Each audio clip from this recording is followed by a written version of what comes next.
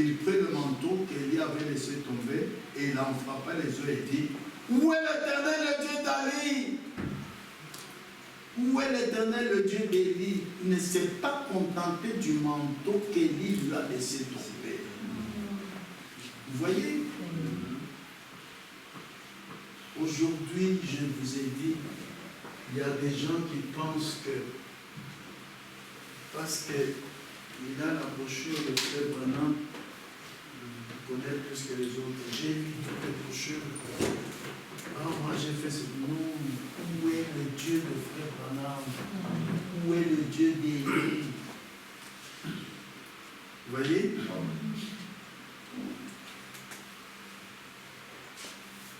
Et il en frappe. Il prit le manteau qu'Élie avait laissé tomber, il en frappa les eaux et dit, où est l'Éternel, le Dieu d'Élie?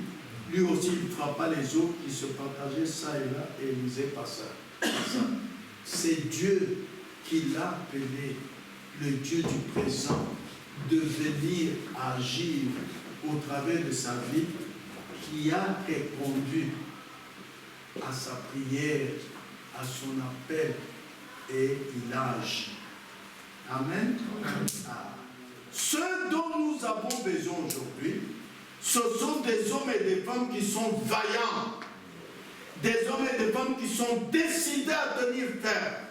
Parce que Hébreux 11.1 dit, la foi est une ferme assurance des choses qu'on espère, une démonstration des choses qu'on ne voit pas. Rappelez-vous la foi de la femme tsunami. Pour elle, son enfant n'était pas mort. Son mari dit, et pourquoi tu vas chez l'homme de Dieu? Et l'enfant, il dit, l'enfant va très bien. Est-ce qu'elle avait menti? Non, sa foi agissait selon Hébreux 11.1. Sa foi lui démontrait des choses qui ne sont pas là. Voilà la foi. Il nous faut des hommes et des femmes qui sont décidés à tenir ferme, qui n'écouteront pas, même si les gens du monde entier viennent le huer, il n'écoutera pas. Voilà des hommes et des femmes qu'il nous faut. Ils sentent cette petite flamme qui a commencé à brûler en eux, devenir une véritable foi vivante dans leur cœur, jusqu'à ce qu'ils voient un Dieu qui vit dans le jour présent, entrer en scène, entrer en action. Rappelez-vous la femme tsunami. Quand il est allé auprès du prophète, le prophète lui a dit, je te donne mon avis. Non, non, non, non, non, non. Ce n'est pas ce que ma femme m'a montré. C'est toi qui dois aller avec moi.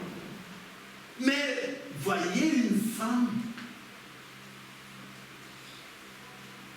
qui n'accepte pas ce que le prophète de Dieu lui dit. Ah, quelle foi! Quelle assurance elle avait! Elle était ferme. Des gens qui n'acceptent pas une réponse négative. Par exemple, s'ils sont malades et que le médecin a dit qu'ils ne peuvent se rétablir, cependant quelque chose en eux leur dit qu'ils vont se rétablir.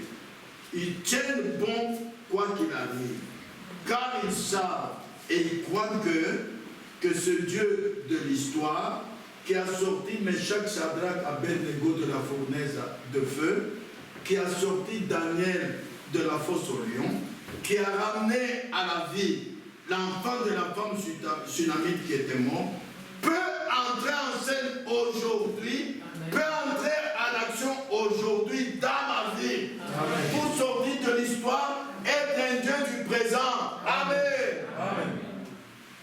Dans la Bible, l'histoire nous relate seulement ce que nous lisons au sujet de ce qui a existé. Et ce qui arrivera dans le futur se trouve dans la main de Dieu. Et maintenant, nous nous tenons à un moment crucial où tout peut arriver. Tout peut se terminer même dans 5 minutes. Et tout cela indique 2 choses seulement. Première chose, c'est la fin du temps. Deuxième chose, c'est la venue du Seigneur Jésus. La deuxième venue pour l'enlèvement de l'épouse. Et l'épouse, c'est qui?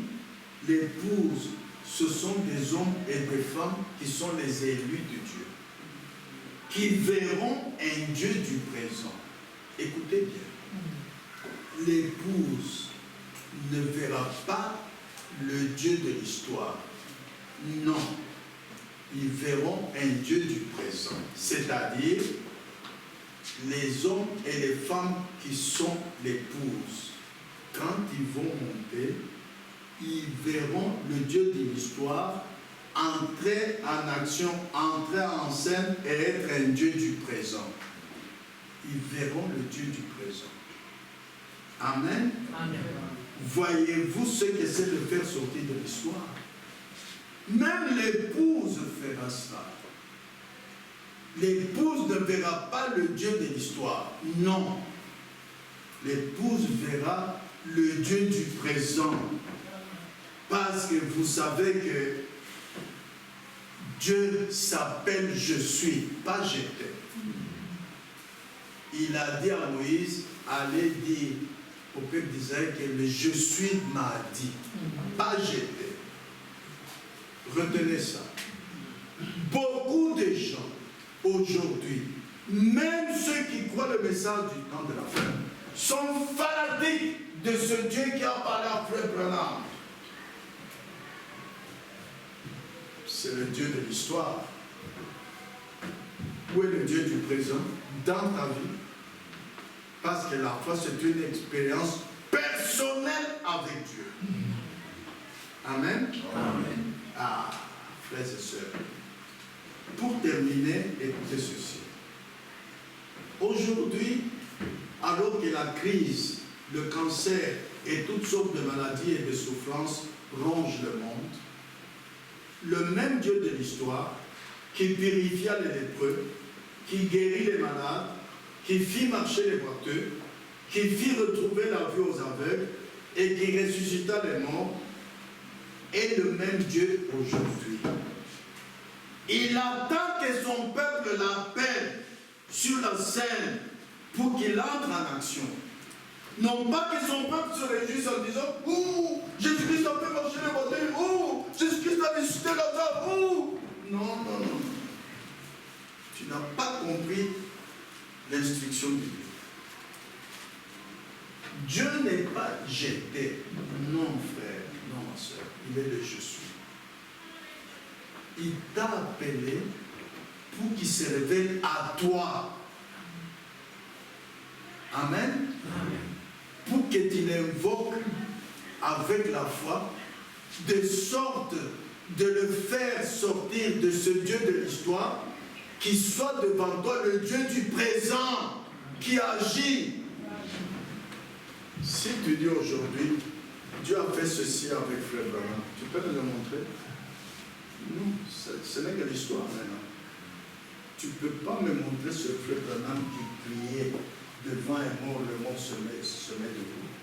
Mais au contraire, toi, si tu invoques Dieu par la foi, les gens peuvent te voir devant une rue, une voiture passe, il taponne un enfant, tu as tellement les enfants, Dieu te montre en vision, prie pour cet enfant, il se mettra debout. Tu pries, il se met debout. Voilà le Dieu du présent. Amen. Y avez-vous pensé? Voilà le Dieu du présent. Ce Jésus qui avait dit à Pierre, quand les disciples l'ont vu marcher sur les eaux, ils ont dit, fantôme, il a dit, je ne suis pas un fantôme. Pierre a dit, si c'est toi, dis que je marche. Il a dit, viens, il a marché. As-tu déjà pensé de demander à Dieu un jour que tu vas sur le canal ici pour que les gens voient que vraiment les gens qui ont pris le message du temps, en fait, Dieu est avec eux. Quand ils me verront marcher sur le canal ici, ils diront, ah, même les journalistes viendront dire, oh, quel est cet homme qui marche sur les eaux? Mais Dieu est avec lui. Ça, on n'apprend pas à quelqu'un. Il n'y a que Dieu qui fait ce qu'aucun homme ne peut pas faire. Tu n'iras pas apprendre ni aux catholiques, ni aux journalistes, ni aux... Ils diront, Dieu est avec cette femme qui marche sur les eaux. Voilà le Dieu du présent. Amen. Amen. Dieu attend que son peuple l'appelle sur la scène pour qu'il entre en action. Parce que la Bible dit, demandez et l'on vous donnera. Amen. Amen. Je vais vous lire ce que Dieu nous donne encore aujourd'hui, parce que ça, c'est tellement profond que j'ai voulu le lire dans la roche. Voilà, Francis. Celui qui pardonne un cœur d'avoir commis adultère 7 fois en un jour. Tu diras, ah, mais ils se sont trompés. Comment? Mais oui. Tu as oublié que Jésus a dit que si vous convoitez une femme, vous avez commis adultère avec elle dans votre cœur. Nous avons beaucoup d'adultères parmi nous qui ont commis l'adultère même 10 fois par jour. Quand tu passes, tu vois l'homme, elle est belle, quand tu vois là, elle est. Combien d'adultères vous commettez? Mais notre Dieu, étant un Dieu miséricordieux, si vous l'invoquez, le Dieu qui a pardonné et qui a chassé les démons de Marie de Magdala, peut descendre dans ta vie, agir en tant que Dieu du présent et chasser tous ces démons d'adultère. Amen. Amen. Celui qui peut purifier le pécheur, le plus vil et le rendre blanc comme un lys, ce même Dieu de l'histoire vit aujourd'hui afin de purifier chaque cœur noirci par le péché et l'incrédulité. Appelez-le sur la scène. Observez-le entrer pour nous mettre en action.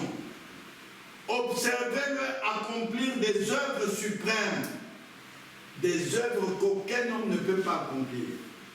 Il est un Dieu de l'histoire et il est un Dieu du présent. Il ne manque jamais de répondre lorsqu'on l'invoque. S'il ne répond pas ce soir, il répondra demain. S'il ne répond pas cette année, il répondra l'année prochaine. Voyez-vous? Qu'il y ait tout simplement là dans votre cœur une foi, qu'aucun vent de doute ne peut jamais éteindre. Amen. Voilà le genre d'hommes et de femmes que nous voulons voir se lever sur la scène aujourd'hui. Pas des gens qui se laissent influencer par d'autres frères, par d'autres sœurs, par un prédicateur. Non. Ça, ce n'est pas la foi des apôtres. Les apôtres n'étaient pas comme ça. Et de deux, regardez comment a marché la première église sortie de Pentecôte des apôtres, acte 5, 12. Lisons et nous terminons. Le Dieu du présent était manifesté au milieu d'eux. Acte 5, 12. Beaucoup de miracles et de prodiges se faisaient au milieu du peuple par les mains des apôtres. Ils se tenaient tous ensemble au portique de Salomon. Aucun des autres n'osait se joindre à eux, mais le peuple les louait hautement. Le nombre de ceux qui croyaient au Seigneur, hommes et femmes, s'augmentait de plus en plus. Non pas parce qu'ils envoyaient des tracts, comme les témoins de Job, non. Par les miracles qui se faisaient, on me disait, ah, Dieu est dans cette église. Verset 15. En sorte qu'on apportait des malades dans les rues, qu'on les plaçait sur des lits et des couchettes, afin que lorsque Pierre passerait, son ombre au moins couvrit quelqu'un d'eux. La multitude accourait aussi des villes voisines à Jérusalem, amenant des malades et des gens tourmentés par des esprits impurs, et tous étaient guéris. Parce que Jésus avait dit, voici les miracles qui accompagnent ceux qui ont cru. En mon nom, ils chasseront les démons. Ils imposeront les mains aux malades et les malades seront guéris. Amen. Amen. Parce que ils croyaient à un Dieu de l'histoire et ils croyaient en Dieu du présent. Ils ne se mettaient pas à louer seulement ce Dieu qui est avec Abraham, ce Dieu qui est avec Moïse, ce Dieu, non, Élisée, non. Ils croyaient en ce Dieu-là de l'histoire, mais ils voulaient avoir un Dieu du présent. Dieu donne à l'homme ce que son cœur désire. Mais toi, mon frère, toi, ma soeur, depuis que tu as cru, tu diriges ta foi vers quel côté? Qu'est-ce que tu désires pour ta propre vie? Amen. Amen. Que Dieu vous bénisse. Inclinez la tête pour l'adoration.